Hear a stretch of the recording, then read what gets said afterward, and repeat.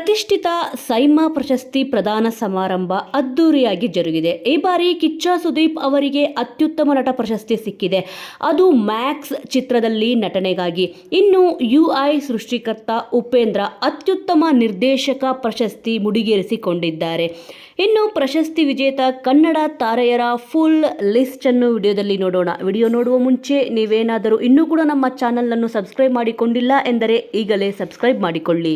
Cinema ರಂಗದ ಪ್ರತಿಷ್ಠಿತ south Indian international movie award SIIMA ಪ್ರಶಸ್ತಿ ಪ್ರದಾನ ಸಮಾರಂಭ ದುಬೈನಲ್ಲಿ ಅದ್ದೂರಿಯಾಗಿ ನೆರವೇರಿದೆ.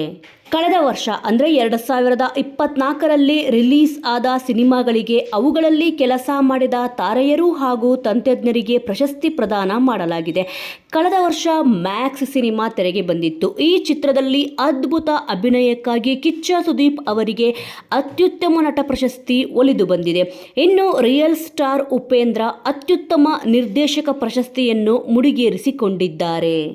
ಸೈಮಾ ಪ್ರಶಸ್ತಿ ಪಡೆದ ಕನ್ನಡದ ತಾರೆಯರು: ಅತ್ಯುತ್ತಮ ನಟ ಕಿಚ್ಚ ಸುದೀಪ್, ಚಿತ್ರ ಮ್ಯಾಕ್ಸ್ ಸಿನಿಮಾ. ಅತ್ಯುತ್ತಮ ನಟಿ ಆಶಿತಾ ರಂಗನಾಥ್, ಚಿತ್ರ 02. ಅತ್ಯುತ್ತಮ ನಟ ದುನಿಯಾ ವಿಜಯ್, ಚಿತ್ರ ಭೀಮಾ ಸಿನಿಮಾ. ಅತ್ಯುತ್ತಮ ಚಿತ್ರ ಕೃಷ್ಣಂ ಪ್ರಣಯ ಸಖಿ. ಅತ್ಯುತ್ತಮ ನಿರ್ದೇಶಕ ಉಪೇಂದ್ರ, ಚಿತ್ರ ಯುಐ ಸಿನಿಮಾ. ಅತ್ಯುತ್ತಮ ಸಂಗೀತ ನಿರ್ದೇಶನ ಬಿ ಅಜನೀಶ್ ಲೋಕನಾಥ್, ಚಿತ್ರ ಮ್ಯಾಕ್ಸ್ ಸಿನಿಮಾ. ಅತ್ಯುತ್ತಮ ಹಾಸ್ಯ ನಟ ಜಾಕ್ ಸಿಂಗಂ, ಚಿತ್ರ ಭೀಮಾ. ಅತ್ಯುತ್ತಮ ಉದಯೋನ್ಮುಖ ನಿರ್ದೇಶಕ ಸಂದೀಪ್ ಸುಖಂದ್, ಚಿತ್ರ ಶಾಕಾಹಾರಿ ಸಿನಿಮಾ.